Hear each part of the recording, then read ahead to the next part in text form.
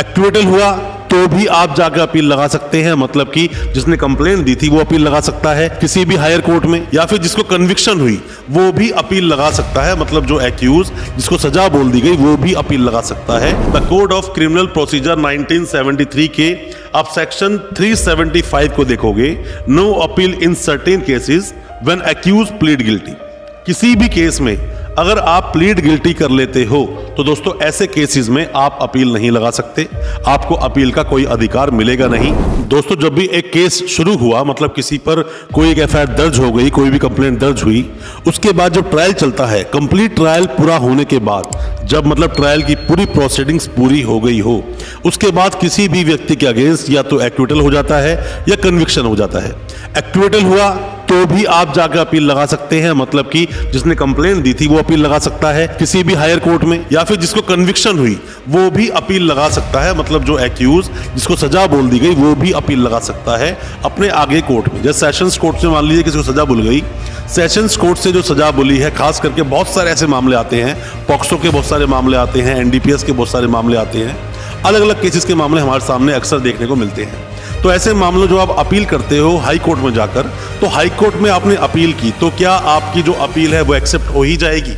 मतलब क्या आपकी अपील अलाउ हो ही जाएगी या डिसमिस भी हो सकती है। मान लीजिए अलाउ हो भी गई, अपील पर अभी सुनवाई चल रही है, तो उसके बाद क्या होगा? क्या आपकी सजा कम कर दी जाएगी या आपको एक्विटल दे दिया जाएगा, या फिर हो सकता है कि सजा को बरकरार भी रखा जा सके? ऐसे कई सारे सवाल जो आपके दिल में आते हैं, जैसे कि हम कब अपील नहीं लगा सकते, अपील हम किस कोर्ट में लगाएंगे, कितने दिनों के अंदर अपील लगानी चाहिए, अपील लगाने का तरीका क्या है। दोस्तों ऐसे बहुत सारे सवाल हैं आपके दिल में, उन सभी सवालों के आज जवाब देने की कोशिश करूंगा अपनी इस वीडियो के माध्यम से। ज्यादा कुछ जानने के लिए अपील के बारे में, अपील फ्रॉम कन्विक्शन के बारे में, दोस्तों बने रहिए हमारे इस वीडियो के साथ। नमस्कार दोस्तों, फिर एक बार स्वागत करता हूं आप सभी का अपने इस यूट्यूब चैनल पर, जिसका नाम है बेल लॉज और मेरा नाम है वीरेंद्र वर्मा। कोई भी किसी भी तरह के सवाल आपके दिल में है, कुछ भी आप जानना चाहते हैं अपने केस के बारे में, दिए गए नंबर व्हाट्सएप करें या फिर कमेंट बॉक्स में अपने सवाल छोड़ें, हम आपको रिप्लाई जरूर करेंगे। हो सकता है उससे आपकी कोई मदद हो सके। अब अपनी इस वीडियो को आगे बढ़ाते हैं। दोस्तों इसको दोनों नामों से आप जान सकते हैं, या तो आप बोलिए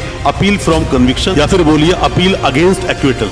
पहले आप ये समझिए दोस्तों कि किन किन केसेस में आप अपील लगा ही नहीं सकते। आप अपील लगाते हो खास करके ऐसे मामलों में जिनमें सजा काफी बड़ी बुल जाती है, या फिर मान लीजिए कि आपको जो सजा बुली है वो 10 साल की, 20 साल की उम्र कैद की, फांसी तक की सजा भी बोली जा सकती है। तो ऐसे मामलों के अलावा अगर हम बात कर दें तो सीआरपीसी का सेक्शन, मतलब कि the code of criminal procedure 1973 के आप सेक्शन 375 को देखोगे, no appeal in certain cases when accuse plead guilty.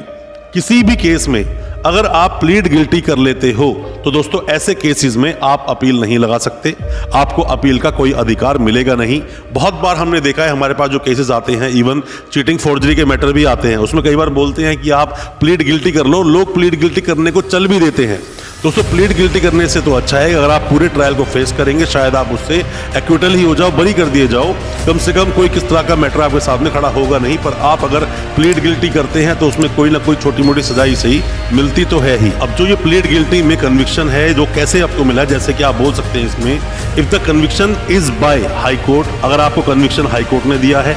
Conviction is by session court ने दिया हो, मेट्रोपॉलिटन मजिस्ट्रेट साहब ने दिया हो, मजिस्ट्रेट ने दिया हो, फर्स्ट क्लास सेकंड क्लास कोई भी हो, इसमें अगर आपको कन्विक्शन मिला है और आपने प्लीड गिल्टी की थी तो ऐसे मामलों में आप अपील नहीं कर सकते। किन मामलों में और आप अपील नहीं कर सकते वो भी आपको जानना और जरूरी है। आप इसके लिए पढ़ेंगे 376 जो सीआरपीसी का सेक्शन बोलता है, वो बोलता है नो अपील इन पेटी केसेस, मतलब कि छोटे छोटे जो केसेस होते हैं ना, उसके अंदर कोई भी आप अपील नहीं करेंगे। और अपील ना करने के बहुत सारे एग्जांपल्स भी दिए हैं, जैसे कि उसे बोला है कि high court passes only sentence imprisonment for term not exceeded 6 month, मतलब जिसके अंदर हाई कोर्ट ने आपको दे दी सजा और 6 महीने ज्यादा का मामला वो नहीं है, और जो फाइन आपके ऊपर लगा है वो भी 1000 से ज्यादा नहीं है, या फिर दोनों इम्प्रिजनमेंट भी मिले हैं, तो इसके अंदर भी आप अपील फाइल कर नहीं पाएंगे अगर हाई कोर्ट से आपको सजा मिलती है तो। दूसरा एक और आप एग्जाम्पल ले सकते हैं कहां आप अपील नहीं कर पाएंगे। 376 जो सेक्शन बोलता है सीआरपीसी का, वो बोलता है कोर्ट ऑफ सेशन और metropolitan magistrate passes only a sentence of imprisonment for a term not exceeding 3 months, जो 3 महीने ज्यादा कोई भी सजा आपको नहीं मिल रही है, और of fine not exceeding 200 rupees, और जिसमें 200 रुपए ज्यादा फाइन आपको नहीं मिल रहा है, या फिर आप माने दोनों भी मिल रहा है उसके अंदर, अगर दोनों की सजा सुनाई गई है तो ऐसे मामलों में भी आप अपील नहीं कर पाएंगे। दोस्तों एक और मामला समझ लीजिए तीसरे नंबर पे कि जहां आप अपील नहीं कर सकते हैं, इसी 376 सीआरपीसी में बोलता है, क्या बोलता है, where a magistrate of a first class passes only a sentence of fine not exceeding 100 rupees, जिसमें 100 रुपए ज्यादा फाइन नहीं हो रहा है, ऐसे मामलों में भी आप अपील नहीं लगा सकते। मतलब छोटे छोटे जो मामले होते हैं उन सभी मामलों में आप अपील लगा नहीं सकते दोस्तों। अब अपील आप कहां लगा सकते हो, आप वही बात समझ लीजिए दोस्तों। अपील से पहले तो जैसे मैंने आपको बताया कि अक्सर देखा जाता है पॉक्सो के मामले हों या एनडीपीएस के मामले हों, इन मामलों में बहुत सारे कन्विक्शन रेट्स आते हैं, कन्विक्शन मतलब ज्यादा है इसके अंदर, तो ऐसे मामलों में अक्सर लोग बोलते हैं कि हमें अपनी अपील लगानी है। 10 साल की 20 साल की सजा हो गई, उम्र कैद की सजा हो गई, हम चाहते हैं अपील लगाना। आप अपील बिल्कुल लगा सकते हो, अपील आपको लगानी चाहिए भी।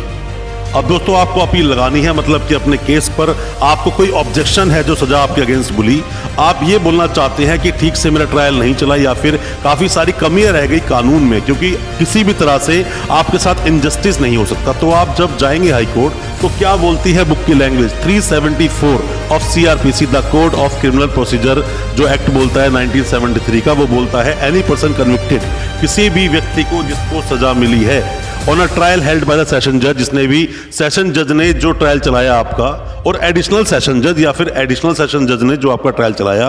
On the trial held by the other court, और ऐसे ट्रायल को चलने के बाद में जिसकी सजा आपको मोर देन 7 years की है, तो ऐसे मामलों में आप जाकर सीधा हाई कोर्ट में अपील कर सकते हैं। अपील कर सकते हैं कि क्या कमी रह गई, क्या त्रुटि रह गई उस पूरे ट्रायल में, इसके अगेंस्ट आप बिल्कुल अपनी अपील फाइल कर सकते हैं। तो दोस्तों ये तो बात थी जो कि आप सेशन से आप हाई कोर्ट में अपील कर सकते हैं किन मामलों में 7 साल से ज्यादा की आपको कैद बोल दी गई है, कोई भी इम्प्रिजनमेंट आपके अगेंस्ट हुआ है, तो ऐसे में अपील आप हाई कोर्ट को कर सकेंगे, और हाई कोर्ट में जो भी जजमेंट आपके सामने आएगा उसकी अपील आप कर सकते हैं सुप्रीम कोर्ट में। दोस्तों जरूरी नहीं जो ट्रायल आपके अगेंस्ट चला, जो ट्रायल चलने के बाद में सजा आपके अगेंस्ट बोल दी गई हो वो सही ही हो। अक्सर लोग अपील करते हैं और मैक्सिमम लोग अपील करते ही हैं अपनी सजा को कम कराने के लिए, अपनी सजा को पूरी तरह से खत्म कराने के लिए, और कई बार जो डिसीजंस आते हैं वो बरकरार भी रहते हैं, मतलब जो सजा नीचे बोली गई वही सजा ऊपर भी बोली जाती है। दोस्तों ट्रायल बहुत तरह से लड़े जाते हैं, और बहुत सारे दोस्तों मामलों में जिसमें आपको बड़ा एग्रेसिवली अपने पूरे ट्रायल को लड़ना चाहिए था, ट्रायल नहीं लड़ पाते हैं वकील साहब उस तरह से, या फिर आप उनको ठीक से लड़ने देते नहीं है अपनी सारी एडवाइस की वजह से जो आप बताते रहते हो, वहां भी ऐसी कई सारी गलतियां हो जाती हैं वकील साहब से जो सही नहीं है। बैड कन्विक्शन की जो आप अपील करते हो, बैड कन्विक्शन मतलब कि जैसे ही आपका केस का ट्रायल चल रहा है, मान लीजिए पॉक्सो के केस में या फिर एनडीपीएस के मामले में आपके केस का ट्रायल चल रहा है, ट्रायल चलते चलते जब बाद में लास्ट में सारे एविडेंस जब खत्म हो जाते हैं तो वहां पर कन्विक्शन का एक डे आता है। जब कन्विक्शन किया जाता है तो पूरा ट्रायल चलने के बाद मतलब कि जो भी कोई स्टेट की गवाह थे उन्होंने पेश किए, आपके गवाह थे आपने पेश किए, या फिर पॉक्सो के मामले में बर्डन ऑफ प्रूफ सीधा ही आपके ऊपर है, आपने अपने एविडेंसेस लगाए कोर्ट में या नहीं लगाए, इन सबको देखते हुए बाद में जब जजमेंट दिया जाता है और जब कन्विक्शन हो जाता है, कन्विक्शन के बाद में सजा बोल दी जाती है, ऐसे मामलों में उन सजा को माफ कराने के लिए, कम कराने के लिए, ऐसे सभी चीजों को करने के लिए आप जाते हैं हाई कोर्ट में, अपनी अपील लगाते हैं और उम्मीद करते हैं कि हाई कोर्ट से आपको पूरी तरह से मुक्त कर दिया जाएगा उस केस से। अब दोस्तों जो आप कन्विक्शन के अगेंस्ट जो अपील लगा रहे हो,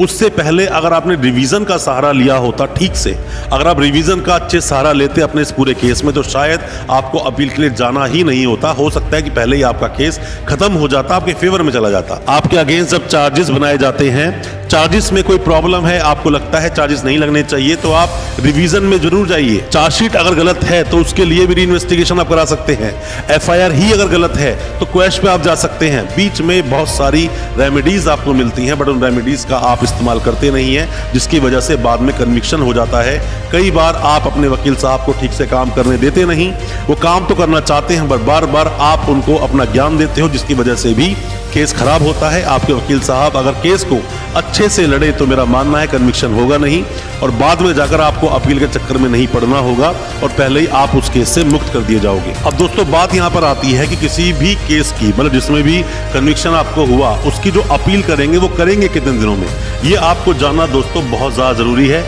मान लीजिए अपील करनी है आपको, किसी को भी डेथ सेंटेंस मतलब मृत्यु दंड मिला है किसी को भी, तो 30 दिन के अंदर अंदर उसकी आपको अपील लगानी होगी। जो भी उसकी अपीलेट कोर्ट है वहां आपको जाना होगा और अपील लगानी होगी। या मान लीजिए मृत्युदंड है या फिर मतलब डेथ सेंटेंस जो मिला है, उसके अलावा कोई भी दूसरे जो मामले हैं उन सभी की जो अपील आप लगाते हैं उसके लिए 60 डेज का आपको टाइम मिलता है। 60 दिन के अंदर अंदर आप अपील लगा सकते हैं। आपको सजा हुई है 10 साल की हुई है 20 साल की हुई है, आप 60 दिन के अंदर अंदर अपनी अपील आप जरूर लगा लें। अपील नहीं लगा पाते हैं तो उसके लिए भी हालांकि सेक्शनल लिमिटेशन एक्ट का 1963 जो लिमिटेशन एक्ट है उसका सेक्शन 5 बोलता है किस तरह से आप कोर्ट से रियायत ले पाएंगे दोबारा से, मतलब वो अपील लगाने के लिए जो आपका टाइम एक्सटेंड हो गया उसके लिए आप रियायत ले सकते हैं। दोस्तों हालांकि अपील लगाने का राइट दोनों पार्टीज को मिलता है, पर मैं आपको एक बात बता दूं कि अगर अपील आप लगा रहे हैं तो बेहतर है कि पहले सेशंस कोर्ट में आपके वकील साहब ने कुछ काम किया हो, या फिर आपने भी खुद हो सकता है बढ़ चढ़ के आप भी हिस्सा ले सकते हैं उस ट्रायल में।